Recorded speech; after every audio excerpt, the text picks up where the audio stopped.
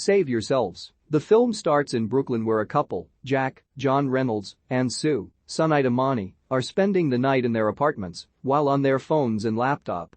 Sue is upset at Jack for using her computer and deleting the tabs she was looking at since it was for her job. As Jack tries to defend himself, Sue's boss changes her assignment, to her frustration. He apologizes to her and they reconcile, but then they go back to the internet. The couple goes to a party where they meet up with some friends. Some of the friends are getting along in their lives and careers, while others feel they are stuck in a rut. One of the friends, Raph, Ben Sinclair, talks about a recent experience he had and offers the couple a chance to stay at a cabin of his for some time away. Jack and Sue leave the party talking about Raph and expressing a disappointment in how their lives are now. The next day, Jack and Sue decide it's time to disconnect from their phones and internet to go to Raph's cabin. Sue calls her boss and leaves an email to request time off, only to discover that she's been fired. She tries to turn it around and figure it's a good thing. They spend the rest of the day in their apartment before packing later on and heading out on their trip. Meanwhile, up in the sky, a cluster of pods appear to be making their way toward Earth. Jack and Sue arrive at the cabin and proceed to spend time together. Jack is annoyed when Sue has come up with a list of ways that they can try to be a better couple, as he just wants to take in the scenery and nature. Sue convinces him to give a try, just as they start to hear what sound like distant gunshots. They later spend the night looking up at the stars, with some appearing as though they are falling to the ground. While in bed, Jack wakes up and starts yelling at a chair to leave them alone, but Sue doesn't see anything there. Out in the woods the next morning, a man is seen frantically running away from something. At the same time, Jack and Sue take a canoe out on the lake to meditate. The man almost comes near them until he is pulled away by the mysterious creature.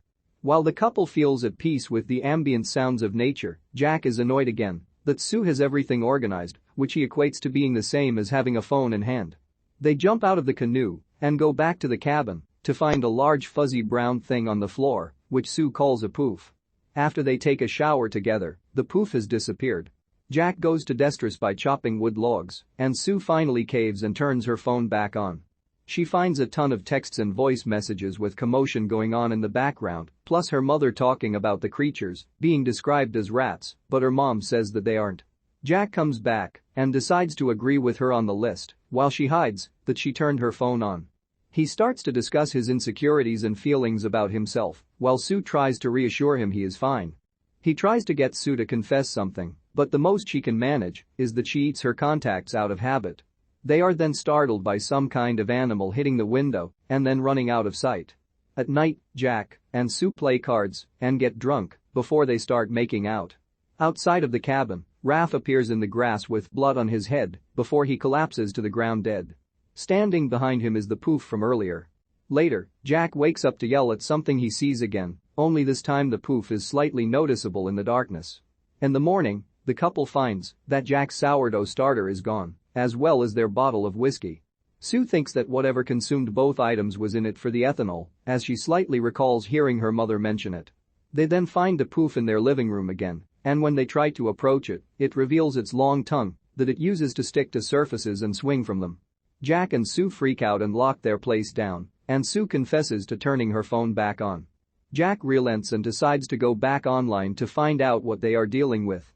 They find messages from their friends who have encountered devastation, and some of them are dead. Sue listens to the full message from her mom, who describes the creatures as aliens. They also hear a message from Raph, who said he was heading to the cabin, as well as mentioning a gun that is in there. The couple tries to drive into town to get cell service, only to find that the poof siphoned their gas. The couple finds Raph's gun, and they grab other items around the house to use as improvised weapons. They gather their food and stay in the cabin for one more night as they try to protect themselves.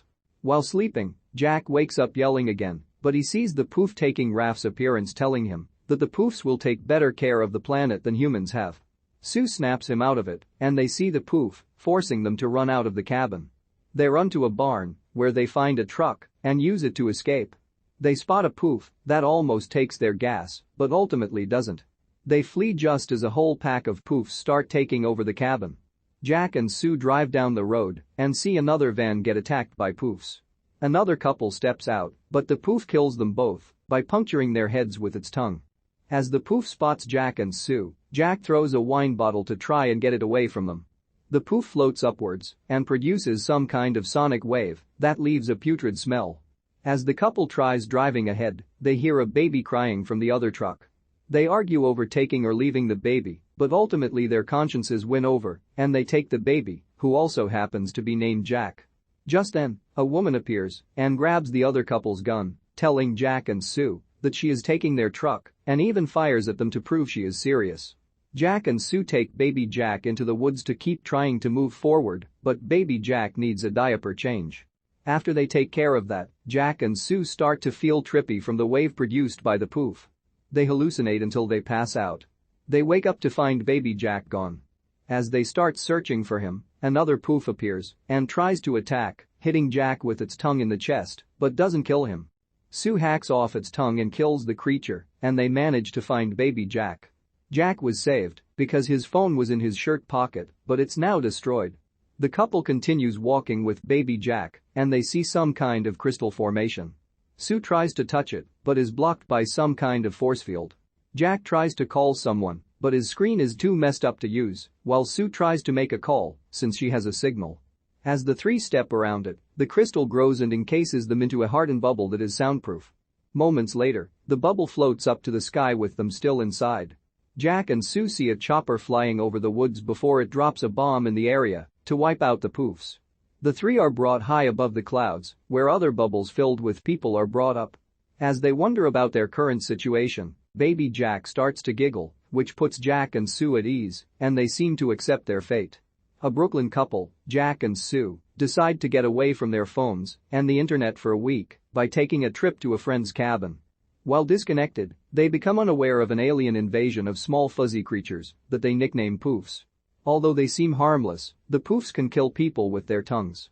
Once the couple becomes aware of the alien presence, they do what they can to protect themselves until the cabin becomes overrun by poofs. They take a nearby truck to try and get help. They spot another couple get killed by a poof, leaving their baby son, also named Jack, behind. A desperate woman takes Jack and Sue's truck as they tend to the baby, forcing them to continue on foot. They hallucinate after the poof produces a toxic gas cloud, after which they almost lose baby Jack. The same poof tries to attack them in the woods, but Sue kills it by hacking off its tongue. Jack and Sue walk with the baby into the woods, where they come across a crystal formation that hardens and encases them in a bubble. It floats up to the sky just as the military appears to bomb the area to kill the remaining poofs. Other bubbles float up into space, and while Jack and Sue seem uncertain, they are comforted by baby Jack's laughter as they slowly accept their fates.